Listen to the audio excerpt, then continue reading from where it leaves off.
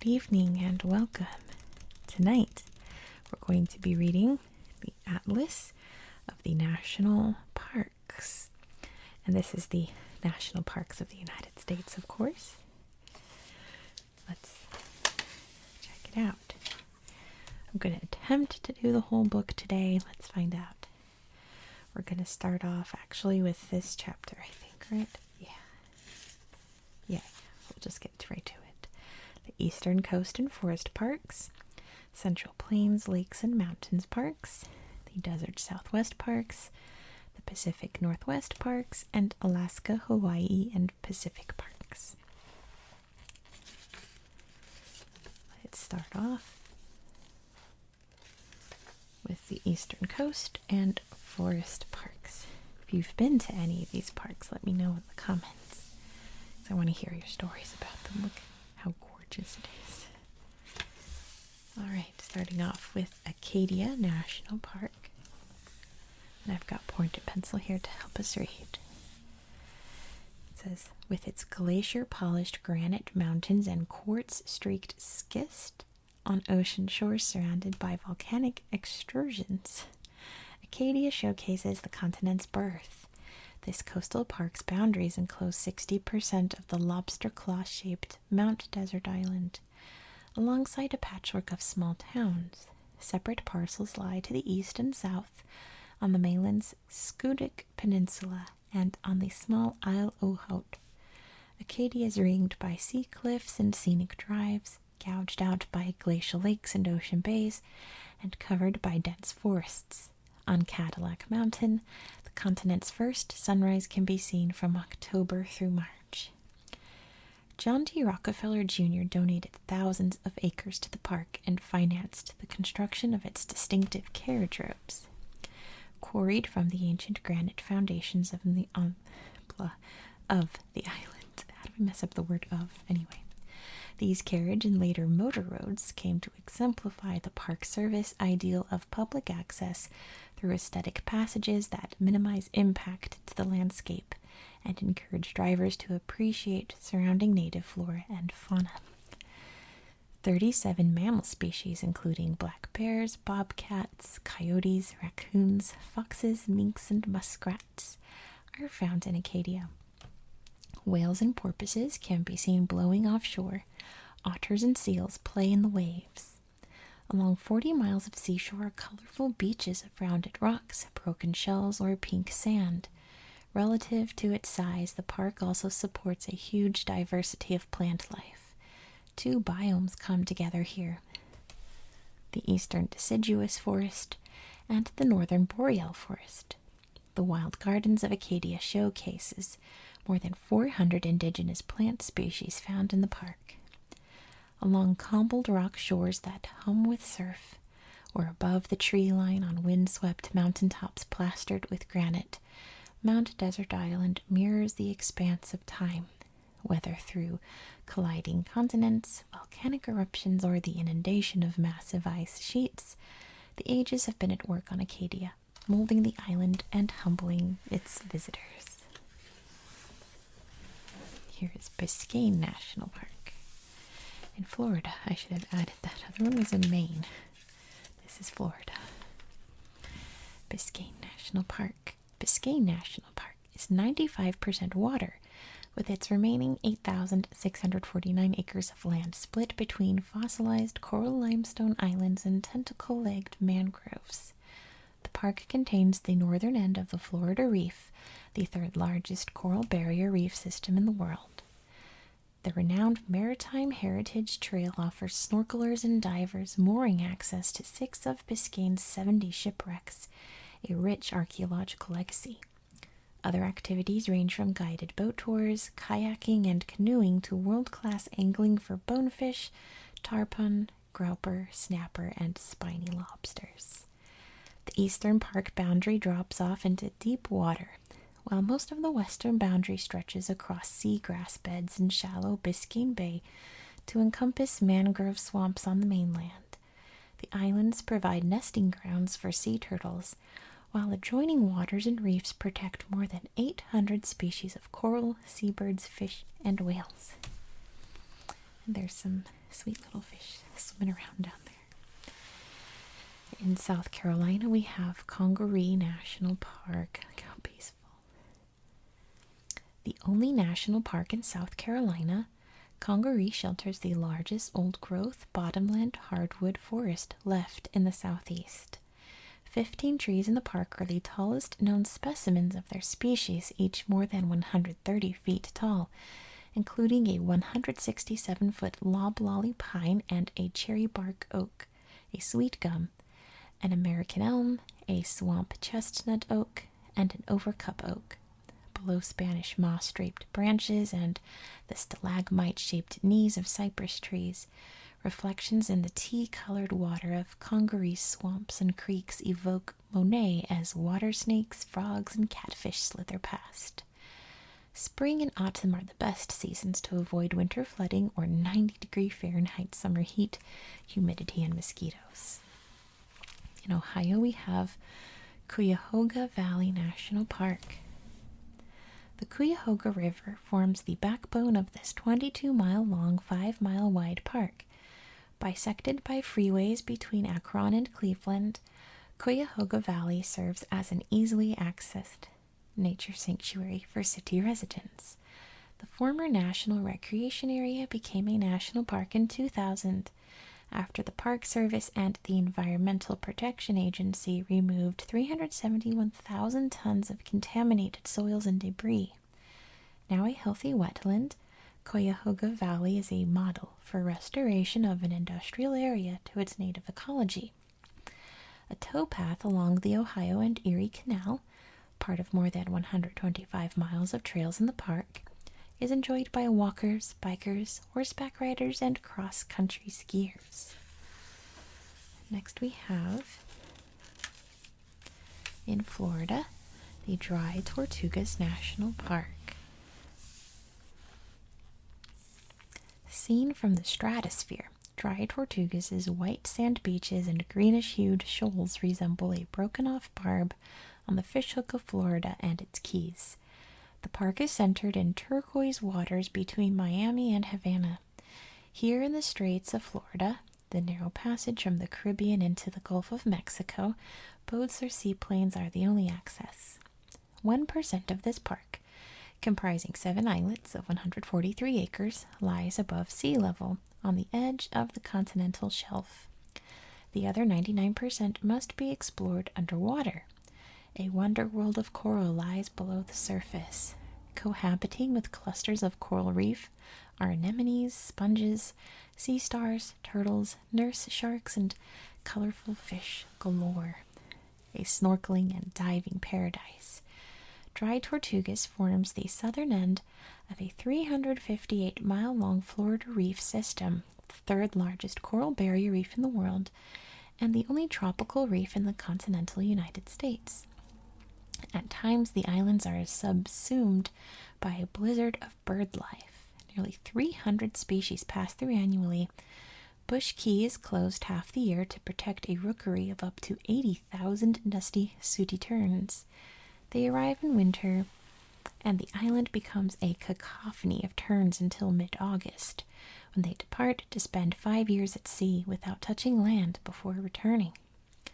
5 years after Spain sold Florida to America, manning these islands proved a key defense for the American heartland and the shipping riches of the Mississippi River. In 1846, enslaved laborers and masons began building Fort Jefferson on Garden Key. The stupendous hexagonal structure would become the largest masonry fort in the Western Hemisphere. No shots were ever fired from Fort Jefferson, even during the Civil War. Isolated from the Confederacy, the fort became the Union's largest military prison. Construction eventually halted as the Army abandoned the fort amid bruising hurricanes and concerns that the weight of the structure would sink Garden Key underwater. And next we have, also in Florida, the Everglades National Park. Look at this picture. That sums up the Everglades in one shot, doesn't it? I like that a lot. a limitless-looking expanse of brackish mangroves, cypress swamps, grass marshes, pinelands, and hardwood hammocks on the southern tip of Florida. Everglades is the third largest national park in the contiguous United States. It was the first national park created solely for its biodiverse rather than scenic wonders. In recognition of its distinctiveness, Everglades was designated as a UNESCO World Heritage Site and an International Biosphere Reserve. Yet human-related pressures, including water diversions, rising sea level, and invasive species, have irrevocably changed the region. The Everglades is one of the most endangered sanctuaries in the park system, making its living treasures more precious than ever. More than any national park, people associate Everglades with its colorful birds, more than 300 species worth, including the largest concentration of wading birds in North America. Seldom seen birds such as flamingos, purple gallinules, storks, snail kites, roseate spoonbills, and American bitterns are regularly observed and easily photographed from January through March. The 99-mile wilderness waterway is the most stellar gateway among dozens of paddling routes and remote campsites that navigate twisting creeks, rivers, and bays. It takes about 8 to 10 days to complete. Boaters and anglers throughout the park commonly observe manatees, crocodiles, snapping turtles, alligators, sharks, and snakes. In 2000, Congress authorized the multi-billion-dollar Comprehensive Everglades Restoration Plan to replumb the Everglades as the effects of climate change mount. If successful, it will help protect subterranean aquifers from saltwater intrusion and delay the impacts of sea level rise. In Missouri, we have the Gateway Arch National Park, which is one of the few national parks I've actually been to, because it's not terribly large, but it is magnificent. I laid right underneath it, looked straight up. Anyway, let's read about it. The tallest man-made arch in the world soars above the west bank of the Mississippi River, surrounded by the renovated historic district of downtown St. Louis, Missouri. The Gateway Arch, which stretches 630 feet high and wide, is at the center of one of the newest and smallest national parks. In a 1947 contest, the architect Eero Saarinen's design was chosen among 172 other entries to commemorate President Thomas Jefferson and his pivotal Louisiana Purchase of 1803. Symbolizing the opening of the West with St. Louis as its gateway, Saarinen's arch echoed Paris's Arc de Triomphe. The hollow arch was assembled from 142 12-foot sections of steel and 38,107 tons of concrete. Trams on either side of the arch lift visitors to an observation deck at the top, where the Missouri River can be seen flowing to the north out of the plains, where Jefferson sent Lewis and Clark on their journey of westward discovery 2 centuries ago. Next is in North Carolina and Tennessee, the Great Smoky Mountains National Park. Named after the mountain range it encompasses, Great Smoky is the only national park evenly shared by 2 states. The 54-mile-long, 19-mile-wide park lies between Tennessee and North Carolina, split by 16 rocky-ledged peaks that bulge above dense forests, with each soaring higher than 6,000 feet. Its mountaintop state boundary includes a section of the famed Appalachian Trail, amid another 850 miles of park trails. It is not commonly known that Great Smoky is a veritable conservatory of plants. Its 1,500 flowering species make for a mind-boggling palette of color and fragrance, often growing in impenetrable thickets called heath balds or shiny laurel slicks. The park has the greatest old-growth hardwood forest remaining on the east coast, blanketing more than a third of Great Smoky. Its non-flowering plants include mosses that grow in elongated carpets and 50 species of lush swaying ferns. Plant emissions of oxygen, water vapor, and volatile organic compounds, or VOCs, are the source of Great Smoky's signature blue haze, which you can see in this picture here. Released mostly from trees responding to heat, the airborne VOC particles, different from the highly toxic indoor chemicals, interact with and reflect a blue light. Much of the park's green fertility comes from 55 to 85 inches of rainfall a year, depending upon the elevation. The humidity is twice that of most mountain regions in the west. Even so, temperatures at the higher elevations in the Great Smoky Mountains seldom exceed 80 degrees Fahrenheit, a cool escape during broiling southern summers. Dwelling below the haze in this lush jungle, from clear streams to wind-raked summits, is a staggering variety of animal species. More than 80 reptiles and amphibians, more than 200 varieties of birds, 67 native fish, and 65 species of mammals. With its additional plants, fungi, and other organisms, Great Smoky Mountains is one of the most biodiverse regions on Earth.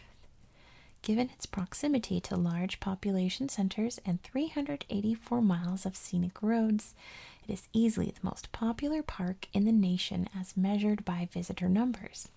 Since 1995, more than 9 million people have visited annually, millions more than the second most visited national park, Grand Canyon. That's interesting. Here in Arkansas, we have Hot Springs National Park. The park's pine, oak, and hickory forested mountains encircle the northern edge of the city of Hot Springs, Arkansas, which is centered over 43 thermal springs and 26 miles of hiking trails. Congress created Hot Springs Reservation in 1832, 40 years before it established Yellowstone.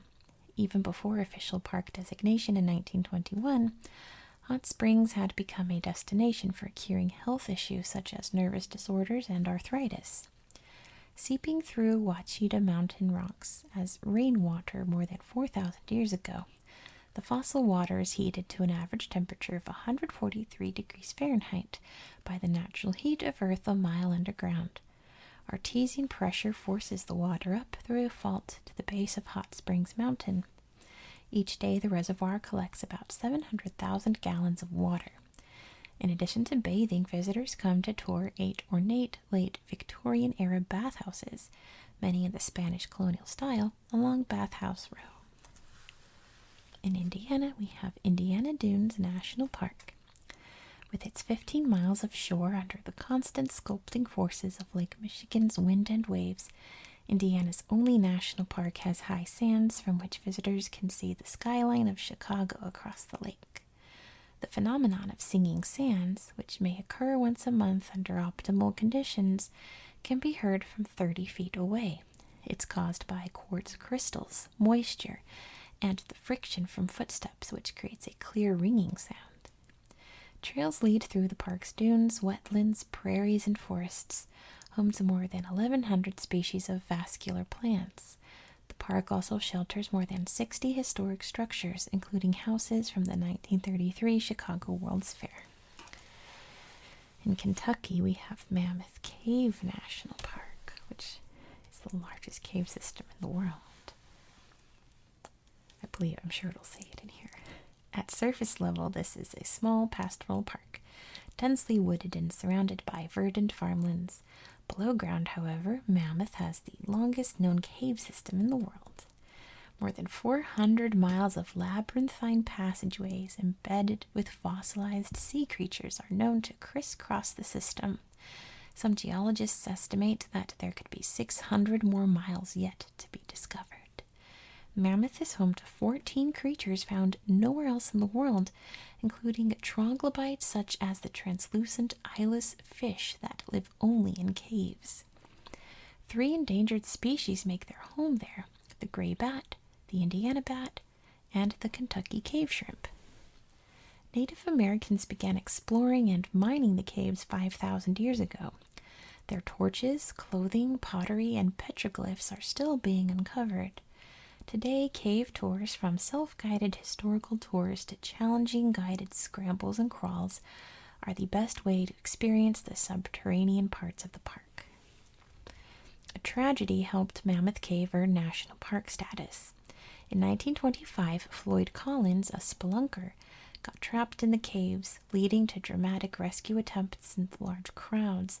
Collins didn't survive, but his story's publicity provided the area with more than enough recognition for national park authorization.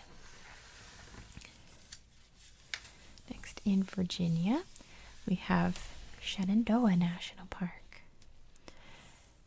Enveloping a section of the Blue Ridge Mountains, Shenandoah is a narrow 70-mile-long fishbone-shaped park. More than 60 of its misty blue peaks exceed 3,000 feet, offering plentiful exposed outcroppings of bedrock for hikers to take in park panoramas. The renowned Skyline Drive, which winds along the park's ancient granite crest, is so popular for autumn foliage watching that the Park Service runs a weekly fall color report. Surrounded by increasing urbanization, Shenandoah is an island of restored wilderness that is slowly recovering from hundreds of years of hunting, grazing, logging, and farming. The park was created entirely from private land purchased from homesteaders. After its establishment, 43 families continued living within Shenandoah's boundaries. Park rangers looked after the last surviving resident, Annie Schenk, for 33 years until she left for a nursing home. An essential part of Shenandoah's stewardship mission is the protection of the park's clear, cold streams, which support 39 species of fish, including the native eastern brook trout. Forested trails lead hikers past dozens of waterfalls, some feeding cool, clear swimming holes. Overall, Run Falls' 93-foot drop is the longest, best seen after heavy rainfall. And in the U.S. Virgin Islands, we have Virgin Islands National Park, which, we're going to end it after this one. Let's see. Dominating hilly St. John Island, one of a group of Caribbean islands making up the only U.S. territory where cars drive on the left side of the road, and its surrounding coral reefs, keys, mangroves, and seagrass beds. The park is known for its blue-green waters lapping against snow-white beaches, as well as its snorkeling, boating, and birdwatching. The park's living coral is its most vital resource. Yet recent destructive hurricanes and bleaching caused by warming ocean temperatures have jeopardized this precious marine organism. One of many features at stake are the celebrated white sand beaches produced by marine algae and living coral. Inland, visitors can hike to sugar plantation ruins and ancient petroglyphs left by Taino Indians.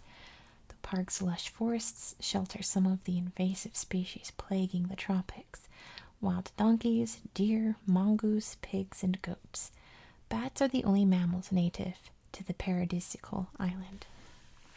Isn't that lovely?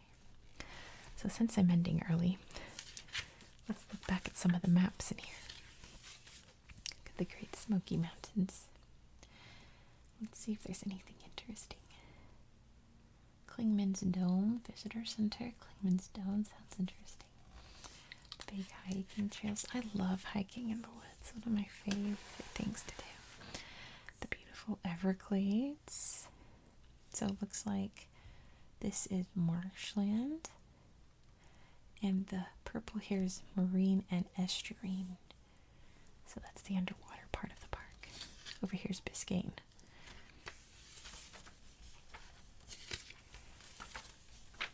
I think there's one more. Yeah, let's look at Acadia. Mount to Desert Island. All the green here, right here, the Scudic Peninsula, and Isle o Haut, or High Island. Eel, maybe?